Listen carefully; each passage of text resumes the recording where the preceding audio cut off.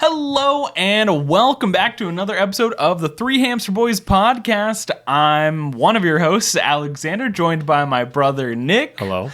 And our father, Jeff. Jeff the dad. Jeff the dad. Welcome back, y'all. Today's episode, we're talking about cars and drinking moonshine. All horsepower. Well, we figured, with moonshine, it would make sense that we're talking about tax evaders and G-men and all that stuff. Whoa.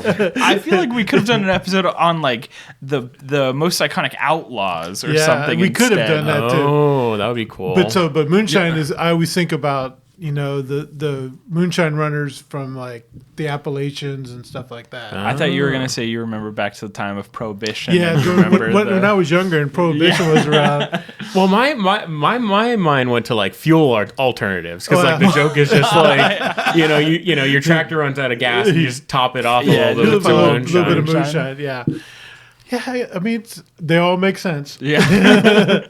But as we were talking about this beforehand, we are not car guys. Yeah, I do think it's important to kind of put prefaces at the beginning of the episode. We are not car people. We're not car guys. We don't know anything about your souped up Maserati. But like, we're not going to be talking about real cars, but like, our choices will reflect that, like, we don't know, like, what good cars are, right? I think that might be the consensus. Yeah, we're going to be picking things that are interesting, not actually good cars. Yeah. That's true. I think we all went with, like, kind of iconic cars in media rather than, like, the fastest, coolest car. Yeah. We're not doing the... we're not doing a lot of those. Yeah. All right. But before we get talking into cars, I want to start drinking because I think this is going to be a long shoot, especially with what we're drinking. Yeah. So, Nick, lay it down for us. So we took a trip over to Hilltop Distillery and enjoyed many of their fine moonshines and whiskeys. Their whiskeys were very, very tasty. It's a very, very small place. Yeah. And we had, I think the person serving us was the owner. Yeah. And she was very lovely to talk to. And she was the only one. And she was the only one there. And we were the only ones there. We caught her at like a moment of quiet because it sounds like it gets a little busy sometimes. It gets a little rowdy, yeah. But they have their moonshine product, which is the Gooch Hooch. It's because they're in Goochland County, yeah. And we tried a few of their other moonshines, but apparently the blackberry, which is the one we're drinking, is their flagship. It's the one that makes the most moves and stuff. And once again, we confused the heck out of her by going, we don't want to taste it, we want to buy it. We had their blueberry and apple pie, and they were spectacular. I do think we almost offended her by not trying it in front of her. She was like, you gotta try it, and we're like, no, please, please. But I love the blueberry one. The blueberry was so good. I think you really like the apple pie. I like the apple pie one. And the lemon one was really good also. That's right. It was a lemon. It was just lemon? I think it was a lemon chess. Lemon chess? Yeah. It was good. It was very good. And the whiskeys were good too, so. Yeah. It was a good time. Great time. So I'm very excited to taste this one, the blackberry. Just as you know, I like to start off with a more control to begin with, to really try and taste the alcohol itself, while not just doing shots. I was about to say, this is a big shot if we're just... we're the hamster household is on an ice shortage. We would have been drinking on some ice, but currently not available right now. It would have been on the rocks. And what we're drinking is a PB&J cocktail because I'm like, blackberries. So I picked up some peanut butter whiskey. And that's it. I will tell you, if you look at the bottle, at its finest. There's not much in there. Yeah, I basically went through the whole bottle for tonight's episode. So yeah, we're more prepared though. Yeah, so we lived through the gin. Should be on the rocks, but yeah. So with that out of the way, as we're drinking here, we're talking about iconic cars in media, and I think we'll kind of push the line of what a car is. We're having some back and forths. My god, this is going to be a bad episode. Oh no! Oh my god! Oh no! It is really good. I could have made a double for each of us after that one. So. Oh my gosh, that was extremely good. Yeah. Initially, you're not sure what you're tasting. No. But then the flavors are so spread distinct out. and come out. Yeah. No, you really do get both the peanut butter and the blackberry, and it really does. It does feel like you're drinking a peanut butter and jelly just without the bread. Yeah. That's amazing. Do we have to have it with beer? I was going to say, no, that's incredible. That is really nice. And unfortunately lends itself to how dangerous this episode is going to be. Oh my god! Because gosh. our mother had a sip of another one of the cocktails we'll be drinking later, and she went, "Ooh, refreshing." That's not a good It's sign. never a bad sign because I knew how many shots I put in that one. Anyways, that is. Oh god, I'm tasting that peanut butter. That peanut butter is really good too. That is splendid. Yeah, Wow, man. that's really good. Yes. I will say, as a control, we maybe should have done shots because I feel like this blends too well with the peanut butter. It's whiskey. almost seamless, Yeah, unfortunately. it is almost but seamless. I can definitely get the full blackberry. Well, one of the things we've said before is that we've sometimes tasted stuff that we thought was going to be a stronger fruit flavor. Yes. And we've been disappointed because we didn't get that, kind of like that crabapple cider. We really wanted more of the crabapple cider in it. Crab apples in it. This has a distinct blackberry taste to it. It's true, and that's what I was hoping Yeah. because we tried their other moonshine, and there was such a very apparent. Because like the blueberry one, it could have been a weaker blueberry, but it was a very distinct, super potent. distinct blueberry. So that's What I will also say is kind of on the tip of my tongue lingers that blackberry flavor. Yeah. It just kind of stays there, which is nice. I'm not really opposed to that. It just makes drinking it very nice. I could see us sitting down and just sipping a glass of this, preferably I think on the rocks. Yeah. But I would also this think would be that nice to sip. you could put with like club soda to kind of Sure, cut You it could down. definitely Yeah. dilute it, make it a more bubbly, like a spritzer or whatever. yeah, highball kind Yep. of thing. Yeah, do a highball. All right. Anyway, Yeah, wow. Great start in terms of the a drinks. dangerous. Yeah. Yeah. Let's see if you can follow that up with a great start in terms of the cars. Well, since it's the beginning, we're going to go back into prehistoric time. Oh wow! Like how far really back? far back. Really, really far back. Not the early Model T. No, not the before that. Before cars? Yes, before cars. Before cars? No, We're talking about cars. We're going to be cars. This is Fred Flintstone's car. Fred. Yabba dabba doo. Yabba dabba doo. And I, as a child, so number one is to think about this. This was a cartoon that was not a Saturday morning cartoon. This was a regular cartoon that was done like The Simpsons. This was an adult cartoon that was during regular time. So this show was not meant for kids. It was meant for adults. Meant for adults, Oh, like The Simpsons. Interesting. Yeah. So that's a lot of times when people. Because it's like family values kind of thing. It was in the That's a 60s. good It was in the point. 60s. So it was kind of, Brady Bunch was also at the same time. Yeah. Wait, so when did it play? Like late night? Yeah, for well, adults? it did like so. Basically, was like prime time? From 8 to 11 is prime time. And that's when okay, it was okay. on. It was on during prime time. So think about that. But anyways, we got a chance to stay up and watch it. It was in the 8 to 9 o'clock. So it was crazy on the way the three networks did it is from 8 to The 9 three networks. was for everybody. From 9 to 10, it was a little bit more adult, and then after 10 o'clock, it was really adult. The Wild West. Yeah. You had things like Dallas and Hill Street Blues that were more adult shows. Never. Oh, okay. Never. Falcon Crest. Anyways, so the reason I picked this one is because when you're a kid, this is how you drove all your buggies. You had your feet down there doing it, and they got to do all this stuff, and I'm just like, he's wearing has bare feet. He's doing all this stuff. Yeah. He's running around and whatever. And I just said for total ludicrousness of it, that you have this stone car that's being pushed by feet that are like going all over the place and whatever. I will say it is very iconic too, in the fact that like when you say the Flintstones car, you immediately think of like the gag of them like, all right, gang, let's hop in the car, and then they all put their feet down, stand up, and just run. The worst part about it is that as the show got longer, it added more characters. Yeah. So is that the worst part? Well, the reason not the worst part, but the reason what all these sitcoms do is that they add characters on it, so you end up having like not a minivan but a microbus.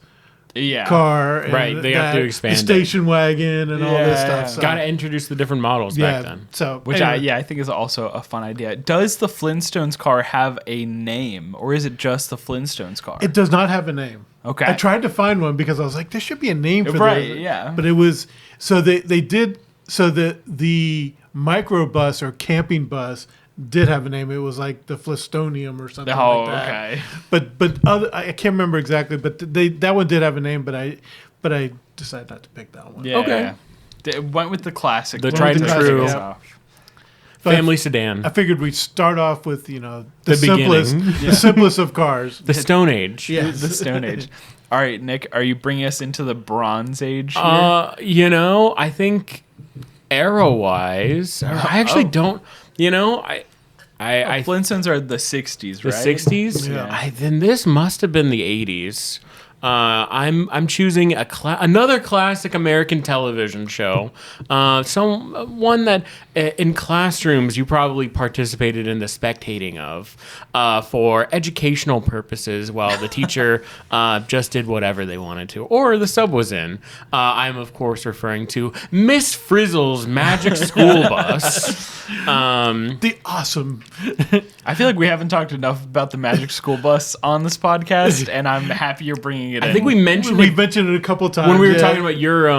we were talking about the submarine episode. Yeah. Or the aquatic vehicle episode. Yeah. Gotta bring it back for Hopefully this is a normal trip. Yeah. Please, with Frizz? No way. God, it's such a classic, and as we stated, we're not car people, so a bus is a car. A bus counts for tonight. Yeah. And if you don't believe me, drink a bottle of the blackberry. Yeah. Have a couple of shots, and then I think everything will be okay. I know. I think the Magic School Bus is such a wacky and wondrous thing. I think it does capture like this air of like, especially like as a kid, like those early cartoons where you're just like, man, if that was real, or like if I was in that kind of state. Because it's very fantastical, and it's like it can time travel, it can shrink, and it can go anywhere you can imagine. Was like the thrill of it. It does kind of bring a sense of wonder to field trips. Yeah. In the fact that you're like, oh man, I wish our field trips were like that. That would be so cool. Instead, we're going to Jamestown. Yeah. Well, or like where we live, in order to get anywhere, you're going to be on a bus for 2 or 3 hours. Yeah. Unlike the Magic School Bus, it's like... Well, they cut the black. And I was about to say, there's a couple of historical landmarks around us that you can get to real fast. Yeah. Monticello. Yeah.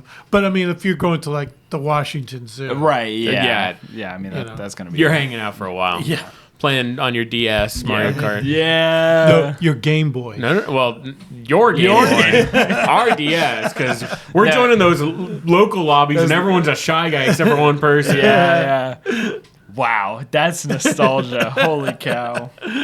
It's that era, All right, I'm keeping up with the theme of kind of older media, which I think is strange for us. Normally, we're doing a lot more relevant or up-to-date media.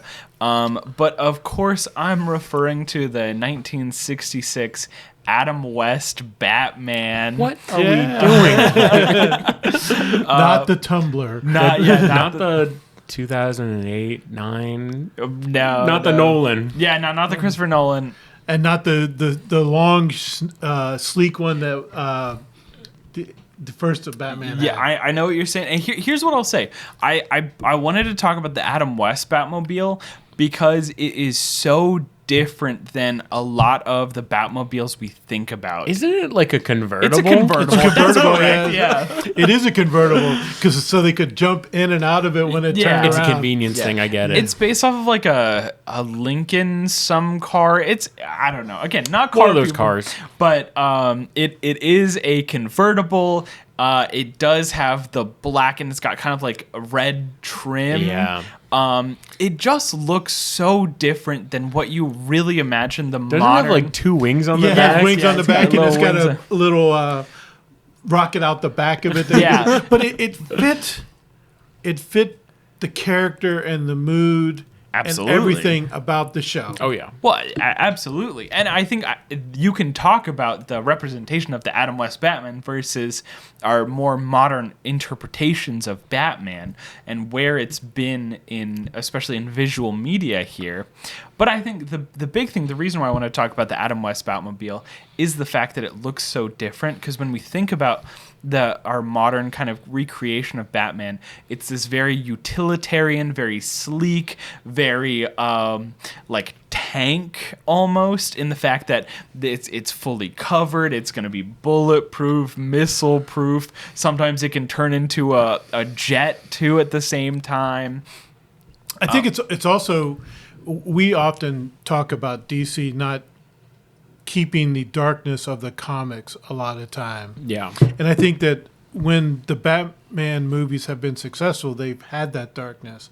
And I think that the TV series went the exact opposite way on that. Yeah. It said, we're just going to be totally outlandish about all of this. I will say sometimes the campiness really comes through and it's really endearing. Yeah. Like Arnold Schwarzenegger as Mr. Freeze. yeah. Oh, in Batman Forever with George Clooney. George Clooney, yeah. Is that George Clooney? Yeah, it's George. Or was it the Michael Keaton? Michael Keaton was the first two, so. Yeah, My bad.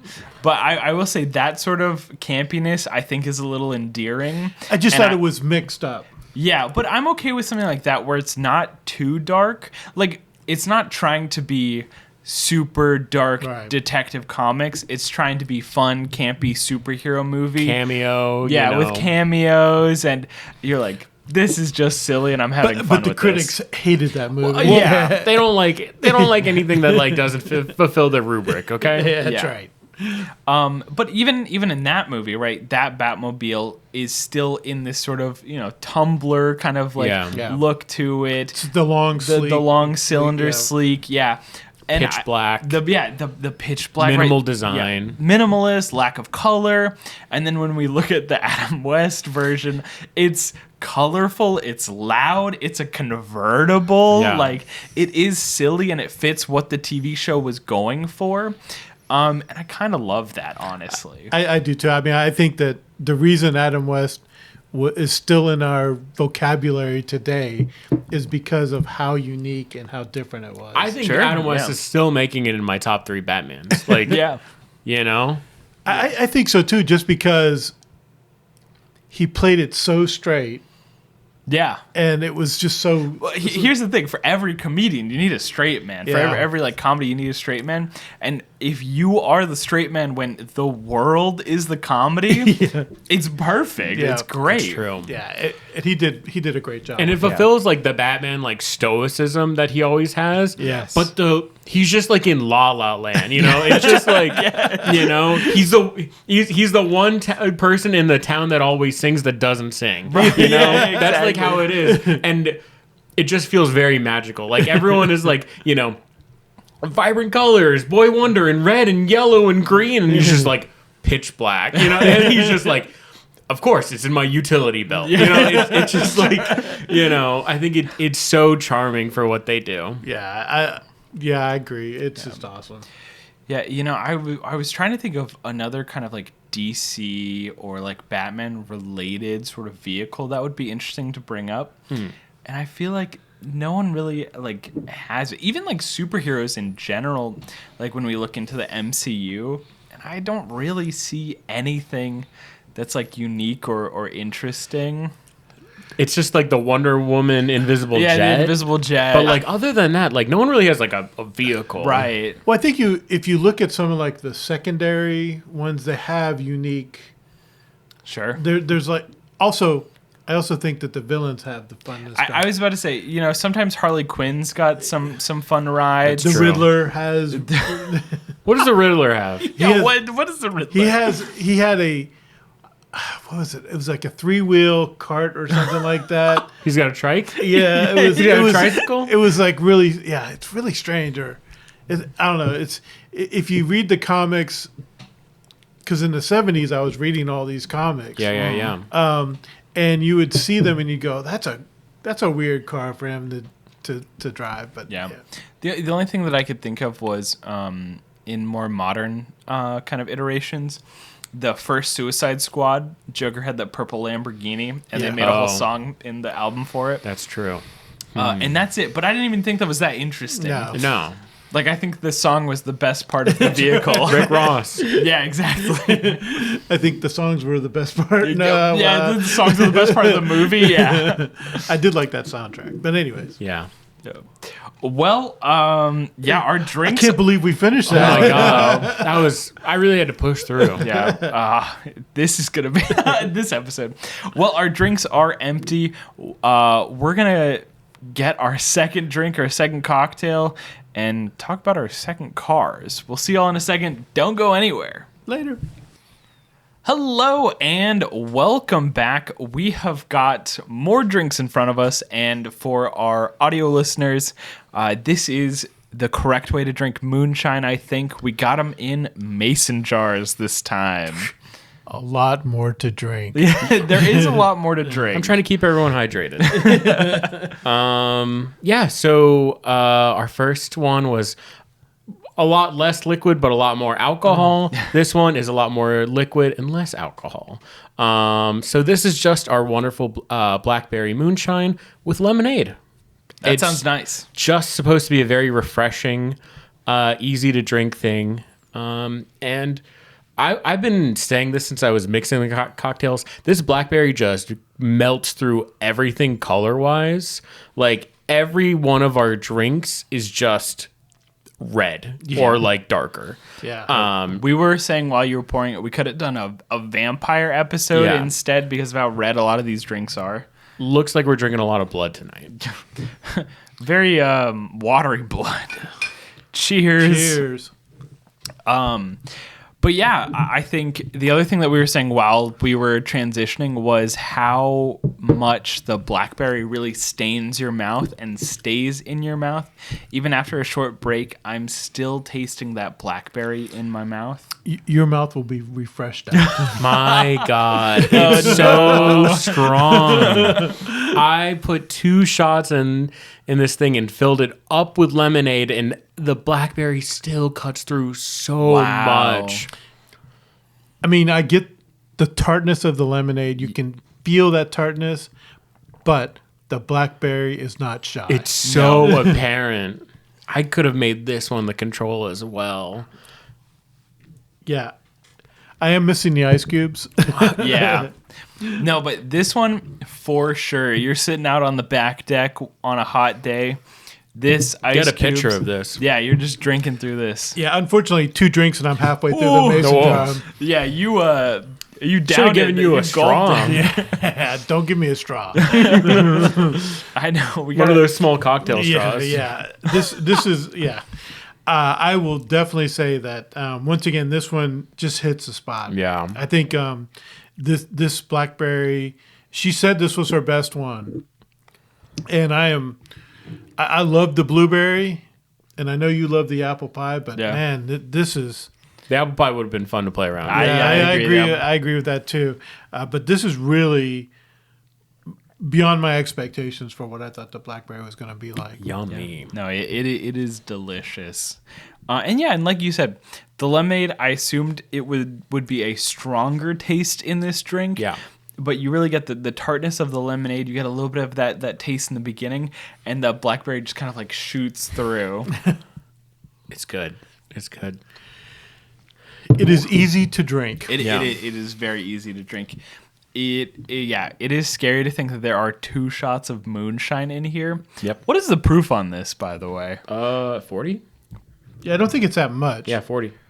Oh. So it's 20%. Oh, it's easy. But the whiskey was 80. All right. Yeah, we started with a bang, and now we get to kind of like coast through. Yeah, teeter off a little bit. Yeah. Perfect. All right, Nick, what is your second car here? I think I will stay in that era of classic American cartoons. Oh, gosh. Another one that we have talked about and is as iconic, if not more. I will be talking about the Mystery Machine from the Scooby-Doo series.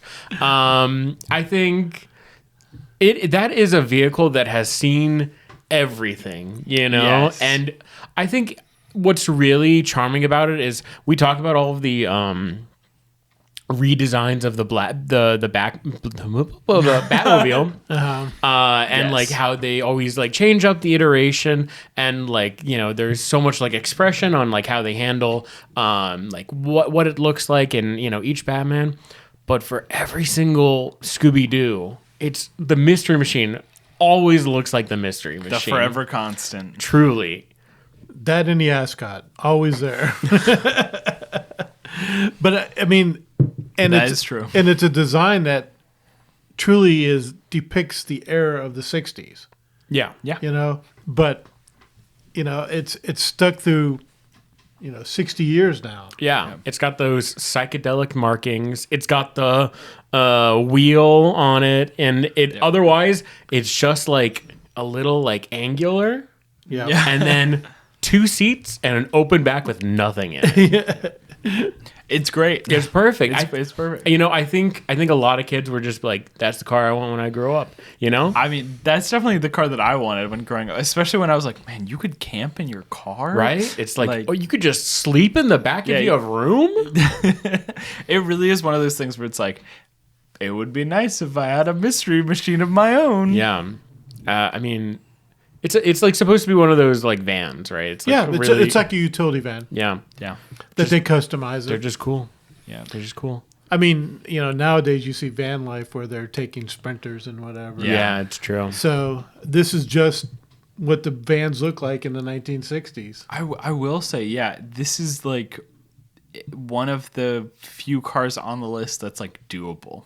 Like you could have your own Mystery Machine if you wanted to. And people do. And people do, yeah. I watched this guy and he always would help people buy cars. Okay. And so he would show them 3 cars and then the person would decide what they wanted. Oh, it's like Property Brothers, Yeah, it's but like with cars? With cars. And this guy's a comedian, but he collects cars. And he had borrowed the mystery van. The Mystery Machine? Mystery Machine, sorry. From Warner Brothers? Yeah. What do you mean no? From Freddy? From Shaggy?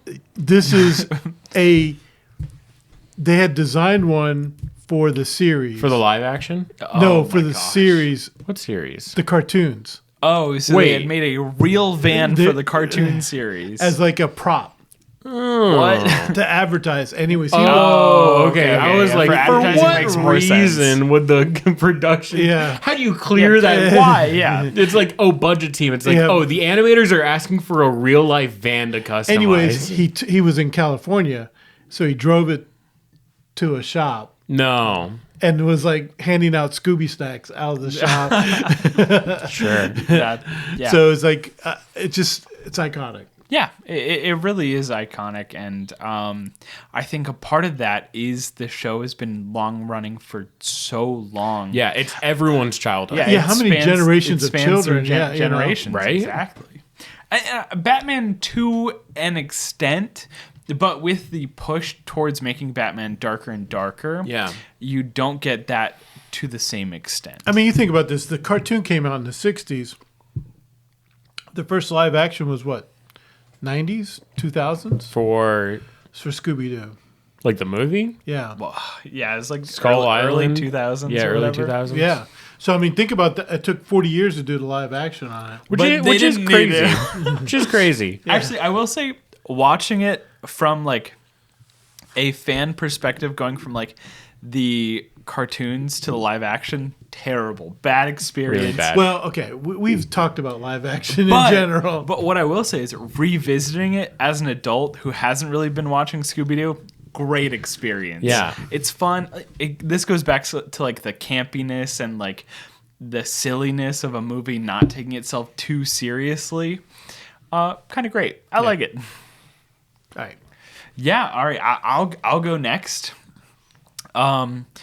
Still sticking with an older piece of media, which is insane, and I don't know what's happening. I'm in for it. I'm all for it. I don't know what's happening. We've never done this. Maybe newer media just doesn't have cars. That's not true, but apparently might be true. It doesn't hit the same. But I am, of course, going with everyone's favorite lovable VW bug, and that is Herbie. Oh. Another 60s thing. Yeah. Wow. Well, okay. I will say 60s, sure. But I think when I watched it, I watched like the 2005 rendition. with of it. Lindsay Lohan. Yeah, with Yeah. Lindsay Lohan, yep. But yes, there are older renditions of it. I mean, because I remember watching Herbie in a drive-in in the early 70s. Which is great. I love that for you. That's cool. No, that feels like the most appropriate place to be watching a movie about a sentient car. Yeah, in a car. Is in a car in a drive-through, and then you're getting back into the driver's seat, going, "Are you gonna do something? You gotta. Are you tap a mad? few Are you times. mad at me, Herbie? Yeah, are you mad at me?" But yeah, everyone's favorite sentient car. One of those other kind of pieces of media that spans over multiple generations. I think there were 3 total renditions of Herbie, and it was like 60s, 80s, 2000s. Yeah, but the original one I think had 3 versions also. Okay. It was like Herbie rides again, and then Herbie goes to France or something crazy like that. Oh, they're doing the Air Bud series with Yeah. Herbie, Whoa. apparently. And this was in the 60s. Right. Yeah, so Yeah. a very iconic car.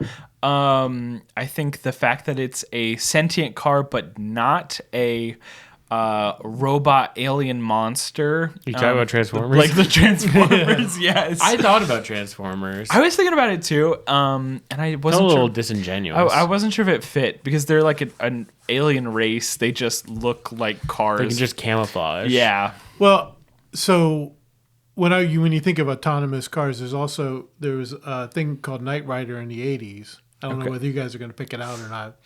But this was I don't think I've seen it. it's a Yeah, it's we a, would do that. It's a Trans Am that has this light that goes back and forth, and the car talks to the driver, who is David Hasselhoff. Oh, no. Great. Wait, okay, maybe I actually have seen this. Never mind. There's actually a chance. Yeah. But anyways, that was, all of the sentient cars actually come from the Herbie thing. Yes, yeah. It does feel like Herbie's that beacon of sentient cars. The progenitor. Yeah, the progenitor. Well, when did Stephen King write? It was in the 80s. Hey, all right. Yeah, there you okay, go, all right. yeah. And I think... Well, but that'll come up in a second. Oh, no. I spoiled it. I apologize. What I was going to add to Herbie is I think out of the cars on the list here, the fact that it's a VW Bug means it's like one of, no offense to Bug owners, one of the ugliest cars on the list here. It's not really one of those like very attractive cars. And that's part of the storyline is being like, Nobody loves me. yeah. I mean, I wasn't gonna that far. no, but that's what it is that the way the original one started was that no one loved the car. Well, yeah. And then so it was in a junkyard. It was in Yeah. a junkyard, and the character's like, "Oh, this is wonderful," and they're like, and the junkyard dealer's like, "Oh, you can have it." Nobody likes those cars because initially when they were made, the VW Bug, it was a cheap, easily deconstructed and repaired car that Volkswagen, the people of Germany, could use, but it was reliable, but it was simple. Was this entire franchise just an advertisement from Volkswagen to sell more bugs? Also, did you choose a real car? Well, it's sentient. It's alive. You gave me a brand. It's alive. Yeah, because I'm going to pick a real car, but it's not really. Anyway, I thought Herbie was far enough from being a real car because the selling point of Herbie is that Herbie is the car and it's alive and it has feelings and thoughts. But it's a VW But Bug. it is a VW Bug. yes.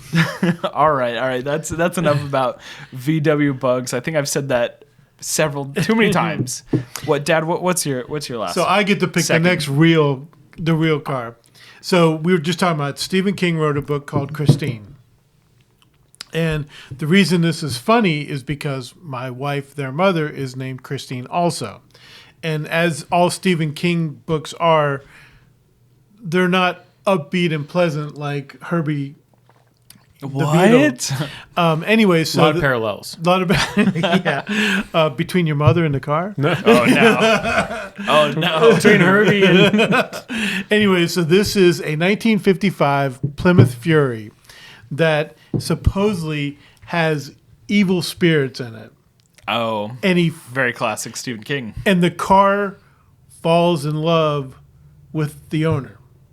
So there's this connection between the owner Jeff. Jeff. Yeah. I don't know what the guy's name was. So it could be Jeff. It could be Jeff. There's That'd a be non-zero weird. chance. I'm gonna be honest, that'd be weird. Stephen King wrote this book about you and Mom. So anyway, so what ends up happening is its need to protect and is jealous of the owner. Whenever he dates someone, the car kills her. Okay. That's an issue. Or if someone bullies That him, is an issue. if someone bullies him, the car kills him. Oh, Okay. So the car is very protective, and in the end, the guy can't get out of the car because the car wants to keep him all the time. Right. Yeah. But the original Yandere. yeah, Yeah. it was. So what was weird about it was this is Really is the original genre, right? so there's not at this time in the 80s there wasn't a lot of Stephen King novels that were coming out as movies, Sure. but this was probably not a well-known Stephen King novel that ended up being a fairly successful movie. In the Yeah, I early think it's 80s. pretty I was popular. about to say, I didn't even realize they made a movie about it. Yeah, I mean, because I read a little bit of Stephen King in the beginning when he first started putting books out, but this was not one of the ones that was on that I'd ever heard about. But anyways, it was fairly popular, very weird, very very weird. It does feel a little outlandish for the current climate. Yeah, you had so many weird movies in the 80s that this was it fit into that kind of idea. Yeah, but I feel like it could have been like thrown away to like the B movie wayside with like a lot of those kind of Yeah. things. I think I would consider it a B movie. The only reason it has any kind of sachet, I guess, is because it is a Stephen King novel. Because it's Stephen Right. King, yeah. But in general, I would say that this is a movie that I don't even see it on streaming networks right now. I don't Nope. see it. I've never seen it replayed, and it hasn't been in the this is the same as it or whatever else from Stephen King. So this is one of those ones that they made because Because they could. And yeah. someone thought it was a good idea. A director went, I want to script that. Yeah, I mean, yeah. So a 1955 Plymouth Fury becomes sentient and evil. It's just weird. So wait, if it's inhabited by evil spirits, does that mean the car itself doesn't love him? It's just the evil spirits inside that. I fall? don't- Whoa, pedantic. I only watched it once, and I was like, this is not worth Yeah. watching. Okay. My second question then is: does the car kill these other women in creative ways, or is it always just like, They get hit by a car. yeah, she's walking down the street and she gets hit by a car? You know what? This is what I always think Christine about. pulls a gun out. Is stuffing them in the trunk. The headlight comes down and it's a machine gun. Oh, I it's a saw James, this on 007. it's a James Bond car. No, I am surprised we haven't heard a James Bond car yet. well, We talked about it in the submersible. we did. Yeah, that's yeah. true. I stayed away from James Bond, but anyways, but I think we all did. but I think because of the error and what was acceptable from a movie, it's more like Alfred Hitchcock, where the car revs, and then the next scene is The implication. the lady laying Yeah. on the pavement or whatever. Unlike today, where you would see Yeah, you get pieces and full parts and, impact. yeah, Full impact. blood full- splatter and all that stuff. Yeah. Yeah. But anyways, it never was intended to be a good movie. I think it was just intended to be a One of car my- slasher movie. Yeah, one of those thrillers. Car slasher Car movie slasher. is crazy. Yeah, I mean that's Few of prob- its kind. yeah. Truly. But anyways, yeah. All right. Well, our drinks are not quite done, except for Nick, who just downed his. It was good. I talked first, so it was easy to sip I was while about you to guys say, were talking. these are good. And I think the conversation is running dry. So We will do one thing. End of the second part. Oh, he loves it. Oh, yes, Okay. of course. So I'm going to drink mine while you're talking. Yeah, we love to hear ideas from you guys. So please comment anything that you'd like us to talk about. If there's a distillery, brewery, winery in Virginia that you think we should try, go ahead and put a comment down there. Also, like and subscribe, whether it's in your podcast stream or whether it's in YouTube. We would love to hear from you. Love to see that you're following us. But anyways, that's what I've got to say. He did his plug-in. Well, thank y'all so much. We are headed to the third and final segment. We'll have one more cocktail and one more car. We'll see y'all in a second. Thanks. Welcome back to the third and final segment here. Hope you had a nice intermission. Maybe got some snacks in the meantime. Just kidding. We're editing it all together so you have no break. No breaks. What are we drinking here? Hold on. Before you go, here's what's crazy about this. We talked about that this was staining things. So the glasses were rocking a little bit. It actually looks like lipstick on the sides. That's not from... Yeah, I don't think that's from the drink itself. I think it's from the garnish. Yeah. Oh, okay. But it also does kind of look like tannin if you're drinking a red wine. Yeah. A little bit. For our final cocktail, this one doesn't have a name. It just was like an assortment. I just looked up moonshine cocktail, and it's like, boom, moonshine cocktail. So I'm calling it the Southern Spice. Oh, I like that. Because it's got a little bit of a surprise garnish, as we were just talking about. We have our lovely moonshine. We have some pineapple juice. And then it's topped off with some club soda to give it a little bit of that bubbly that we were just saying could go well with it. And then for the spice part, some chili powder. Oh, okay. A little bit of a dash of chili powder, just to give it something, you know. Give us something. Give a There you little go. kick. Tink. I have no idea what. I think you can be a little bit liberal on what you sort of kick you add to it. I did a chili, but I'm sure you could do another one, maybe like a habanero. Might be an interesting, but some sort of. Wow. That's great. The blackberry and the pineapple go so well together. They do. I just think that tanginess goes together. And although the chili powder is not overbearing, No. I am feeling it tingle on my tongue as I'm talking here. Yes. I will say, I do think, I thought that the lemonade and the blackberry would go well together, but the blackberry and the pineapple juice have really gone together. Wow. You got a little bit of that bubbliness from the club soda, Gone but a little flat while we're recording. it has gone a little flat, but I honestly like it this way, where it's not too bubbly. I can still kind of drink this real easily. And then, yeah, like you said, you get a little bit of that kind of like spicy tingle on the tip of your tongue. Yeah.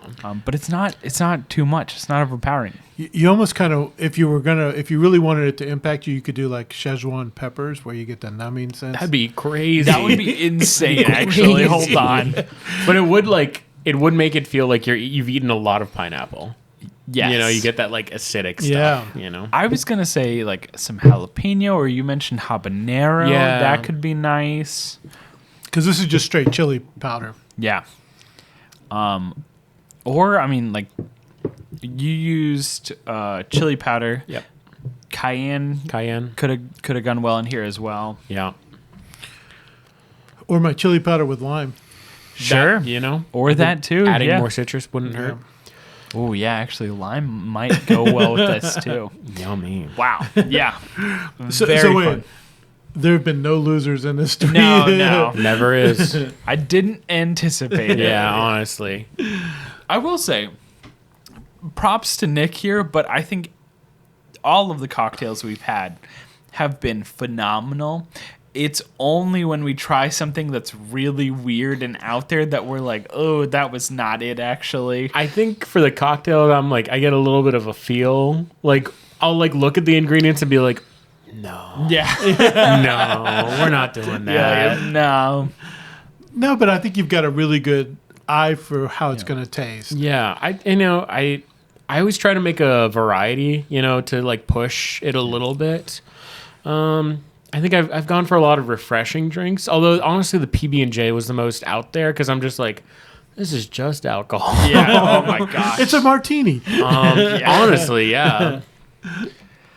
Yeah, but I will say the flavor profiles were all very different. At least they were all like easy drinking and refreshing, but you got like that PB&J with the peanut butter in the beginning. You got like a spiked lemonade in the middle here, and now we've got kind of like a club soda drink with a little spice on top. Yeah, I think all of those were different ways to kind of accentuate this blackberry. But for real though, moonshine. that blackberry just cuts through everything. Literally everything. Like I don't know what I would do to actually truly cut through it, because like I'm not using weak flavors. I used a peanut butter whiskey. Yeah. I used lemonade, and then I've used pineapple juice. Yeah. You could go the other way and do like simple syrup and make like a blackberry cotton candy kind of flavor. I do not think that would be good. I'm not prepared for that. I don't think it needs to be sweeter. That's exactly my thought too. Is I like sweet things, but I don't think it needs to be sweeter. No, I think it's really good as a more tart, experience. But that's how you would counteract it. I suppose just like lean into a different angle, transform it. Blah. I don't even think I want to think about that right now. Holy cow. So instead, I'm going to talk about my third and final car, and this comes from something we've already talked about. In fact, it comes from a movie I made both of you watch. Nick had already seen it, but I made both of you rewatch, which is Redline, the fun anime racing movie that has like a very like sci-fi intergalactic planet racing, speed racer-esque, like death games while you're driving. And I think what kind of accentuates it more is the main character, Sweet JP, is driving a... I don't even know. In the show, it's considered a Trans Am 20,000, but it's basically just like a souped up muscle car. Yeah. Which I think speaks volumes to one, the aesthetic of this sort of like muscle car, leather jacket, big hair, switchblade the comb. pompadour. Yeah. Like heavy greaser vibes. Yeah, heavy greaser vibe. And I think the car kind of sums that up perfectly in terms of really fitting that aesthetic. Not only kind of like the nostalgic vibes, but also just like really that greaser vibe that you. Well, I mean, saying. if you look at like Grease, that's the vibe that you're getting. Absolutely. But then they redo it like with Johnny Bravo. Oh yeah, Yeah. high pompadour. Yeah. But that's not a young series. I mean, when did that come out? Oh, 2000s? Redline. Yeah, I think it's 2008, but I'd have to double check on that one. Yeah, I think it's So around then. it's really not. It's not a recent one. Once again, It isn't a super recent one. Once again, going back, it's been really difficult to find. Yeah, more up to date things. Modern cars just don't do it. Yeah. Also, again, to reiterate, we've already said this, we're not really car guys, Yeah. so They don't know. We know. They don't know. So I think when we're thinking about a lot of these cars that we think are iconic or kind of like influential, a lot of them have to do with like nostalgic memories for sure. Like the Mystery Machine, the Magic School Bus, Herbie. Even like Christine. I was gonna say Adam West Batman, the Flintstones. Yeah, I guess Christine's the oddity. Yeah, Christine is the oddity here. But a lot of these are kind of touching on that nostalgic vibe of looking at a car and going, man, that's cool or that's like really memorable. Yeah. And I think in terms of that, Redline does a great job of world building these really unique and interesting cars. They do a good job of taking time out of the movie to highlight the racing team, whether it's like a duo that's racing or just one person racing. They highlight them as well as the vehicle that they drive. And all of the other vehicles are wild and sci-fi like and kind of out there. Like one of the ladies drives basically like a boat that's also a car at the same time. Man, I could have talked about that for the water one. And some of the other ones, like one of the guys, he's like literally the car. Yeah, he is the car. Yeah, he is the car. And then one of the duos, they're like using magic, which also exists in this world somehow. It's true. That's how they scouted the planet and made the track, right? Yeah, exactly. So there's a bunch of these like really fantastical, really sci-fi vehicles, and then JP is just a greaser who drives his souped-up sports car and just wants to drive fast. It is kind of like an American made it to space. No, exactly. You know, from the, what does he have? He's got a Charger. You know, it's like no, exactly. Yeah, right. He's got a Mustang, and he's just gonna go. Yeah, and literally throughout the series, it goes back to this vision of opulence that JP is chasing. Yeah. Rather superficially here, where his like idol is just a guy who's got like a fancy fur coat and has got half-naked women on this convertible, and that's he's like super long. Yeah, it's super long for no reason. He like takes a fashion walk down the hood to get exactly. But like it's this sort of like opulence that he's striving for on the surface, and that's sort of the aesthetic that he wants to. Is he wants to seem cool, he wants his car to seem cool, his style to seem cool, while not being like over the top or having to rely on these other technologies. A lot of the other racers soup up their cars to have like weapons and like safety features, and JP doesn't want that. He's just like pedal to the metal. We put a bomb in the back. No, exactly. That's it. And there's something really endearing and very fun about that, where you kind of want to root for him because he just is that guy. Just wants to race. He just wants to race, yeah. Yep.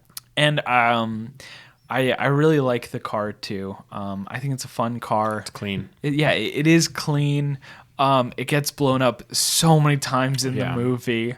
I think the scale of the car is always something to think about as well. Yeah. Everyone's driving like these gigantic like machines. Oh, yes, that's a good point. And he's just like this, like it's a normal sized car. It's a normal sized car. A regular car, but just compared to everything else around him, it's just like looks so small. Yeah, everyone's driving basically like monster Yachts. trucks. Yeah, yachts, monster trucks times 2.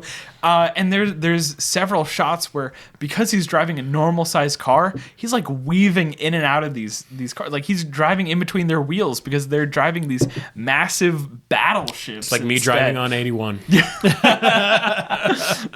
I get it. I know exactly how he feels. I get it. He's me. He's me. He's driving, and there's all these truck drivers around me. We're all going to Buc-ee's. I get it. Cool. So that's my piece. I think I'll probably talk about Redline some more at some point, but it's just so fun. So I'll go next. Yes, you should go please. next. So there's a bunch of muscle cars I could have selected. Oh. So like You're going as a Wait, muscle this car is route? but I'm not. Do it. So like Mad Max, the Avenger that Max? Max drove. Oh yeah. That's an iconic car. I thought you were gonna say the semi. No, but With like the water in yeah, it? yeah, with the but water. then also it could be like more Mother fictional, milk. like McQueen from Cars. I was about to say Tow Mater was on my honorable mentions. Oh. So there was a bunch of people that I could have selected. I decided to go with my roots of the 80s, and I went with the DeLorean. You're just staying in your... He's staying in his lane. Yeah, I'm staying in my lane. We're driving. So the DeLorean from Back to the Future.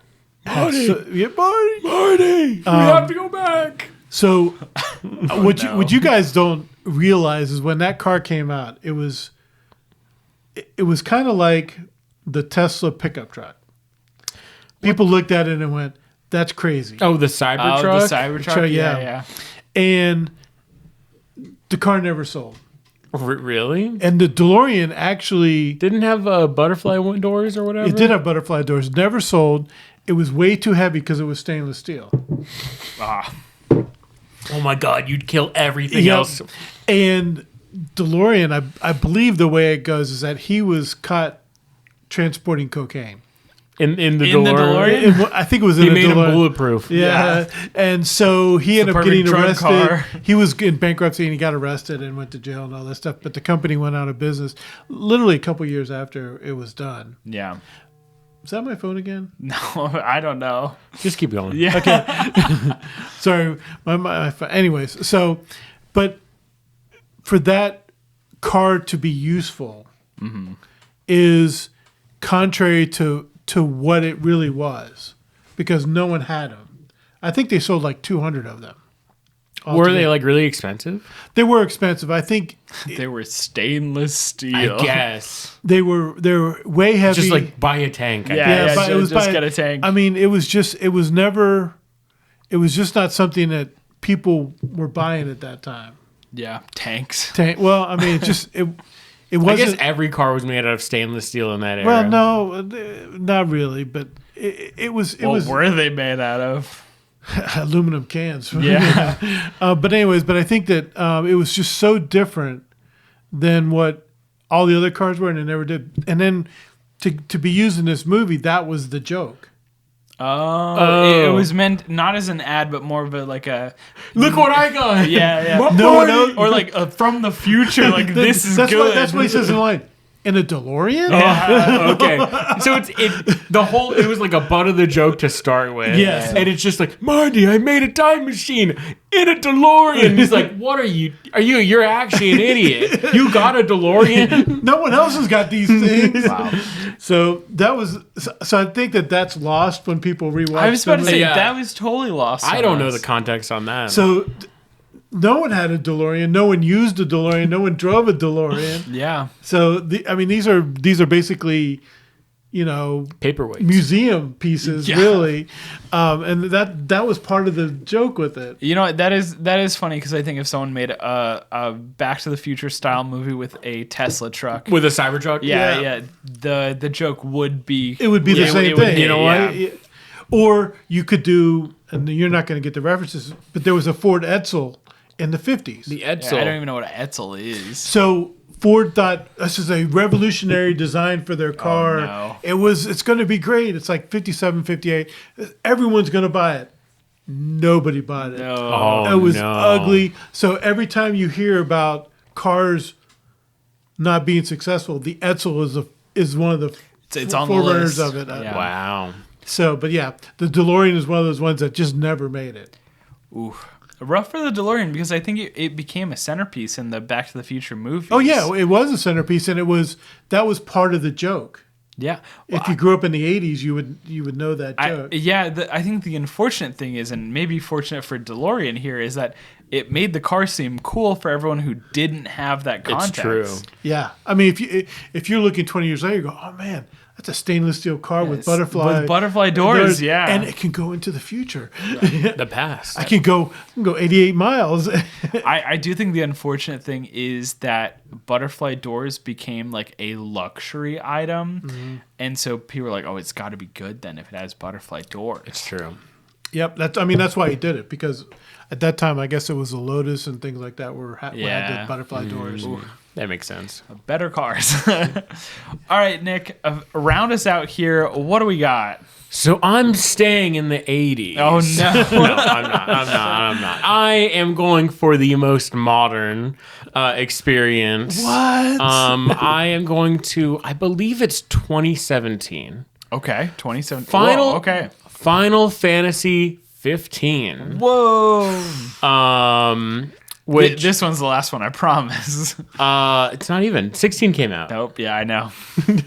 Final Fantasy 15. The selling point or one of the allures of the games the game was you are in a team of 4 with you're a prince of this like nation, and you gotta go meet your fiance, and so you're taking 3 of your guards and you're doing a road trip. And that's basically the premise of the game. And you do it all in the Regalia, which is this super sleek. I looked it up. It's a combination between the Cadillac CL and the Maybach Excelsior. All right. So it's this like extremely luxury car. The lore is just like, oh yeah, your dad had one of these. Like the king of the nation has one of these as well.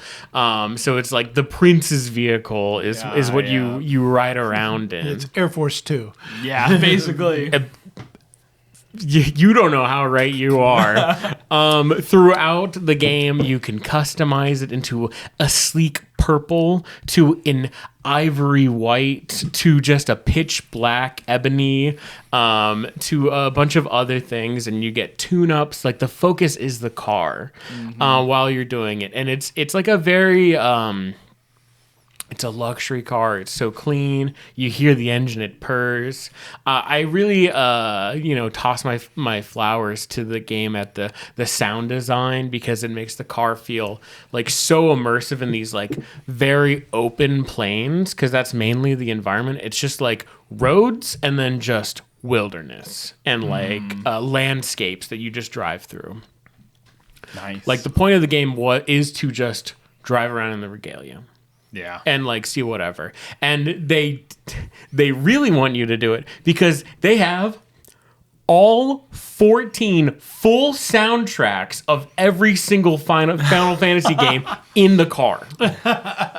Yeah, not this one, not this one. So it's like, oh, I need to go listen to Sephiroth's theme from Final Fantasy VII. Oh, actually, I'm moving to Lightning's theme from 13.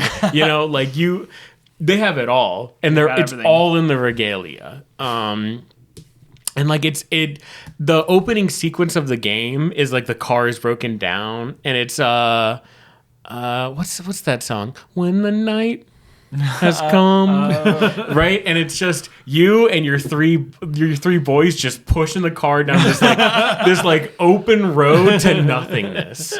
And like the Regalia, like you can customize it and tune it up. Like you can give it monster truck wheels to put it off road. Nice. And it's so crazy. It looks so stupid, but you're like, yeah, we're doing this now. We're going off road. Like it's like, oh, get back into the car, and you're like reaching up, because it's like a Cadillac frame on monster truck wheels, and it can go convertible, and it's really nice. And then it's like, oh, also you've unlocked the jet feature, and you can fly. And now it's flying around.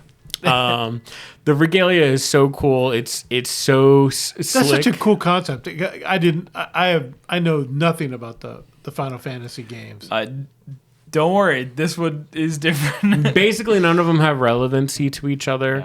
Yeah. You can play all of them in their own space. It came out at like a very good time, I think, for it, where it was just like extremely atmospheric, and like the characters are really cool. Like they really like thrived, and it's like the 4 people you're with are the ones you care about the most, and like that is the core of it. I mean, it's the whole road trip thing has always been kind of always fun. People enjoy doing that. It sounds like more of a fun game, which is never how I've heard Final Fantasy described, as like a buddy game. Yeah. Final Fantasy is. I think a lot of Final Fantasies are just like the stakes are at 12. We gotta go. Yeah. And I think 15 was like a very like relaxing change where it's just like, we're just taking a trip, and like a lot of it is just like very open landscapes, and like a lot of the charmingness is like, oh, you have Gladius is the driver, you have Ignis who's the chef who like reads books, and you have Prompto, your guy who like takes pictures of like all your outings. So you have a journal of all the pictures. Sounds like One Piece. Yeah, listen, One Piece is pretty good. Well, One Piece is pretty good. And then you have Noctis, the character you play, the prince, who loves fishing. And it's just like, It's like very vibes based is how it is. Because Final Fantasy, like every game is all about the scale.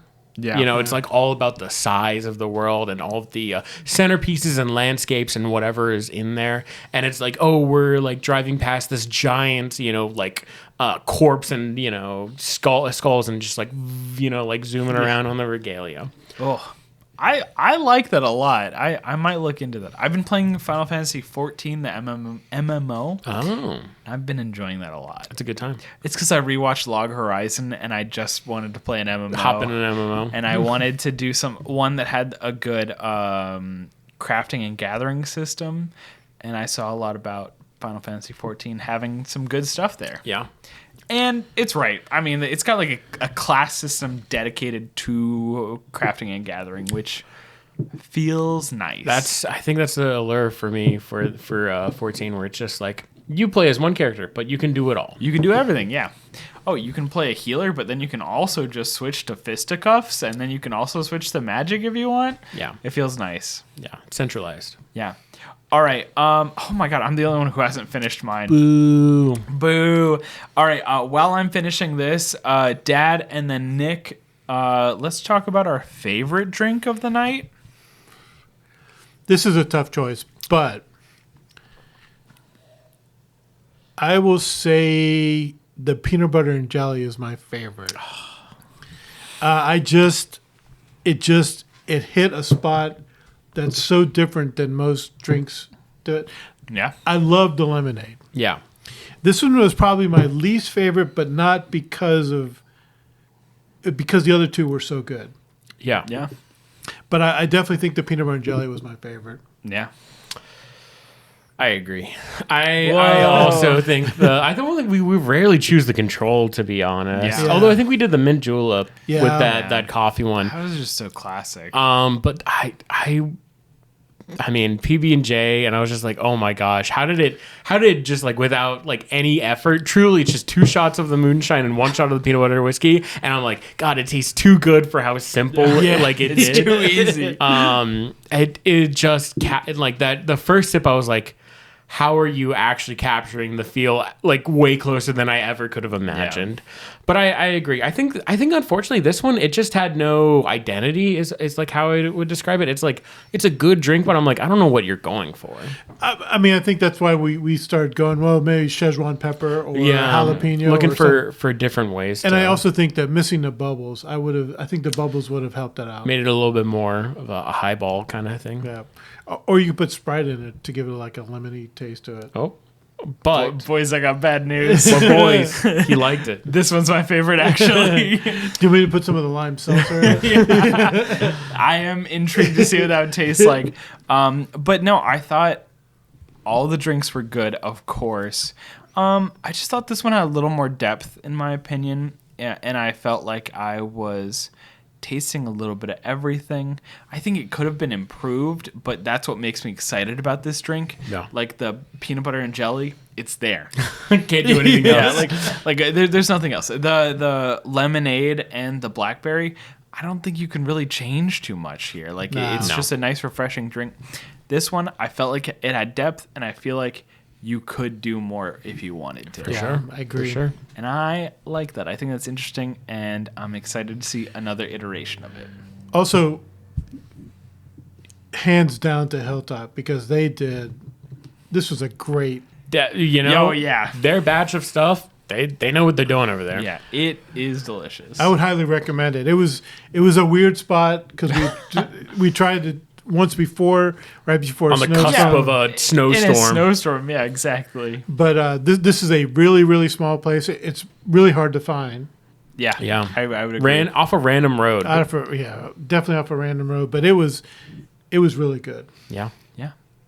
Well, thank y'all so much for showing up, for watching. Remember to like, comment, subscribe, and we'll see y'all in the next one. See you soon. Bye-bye. Bye.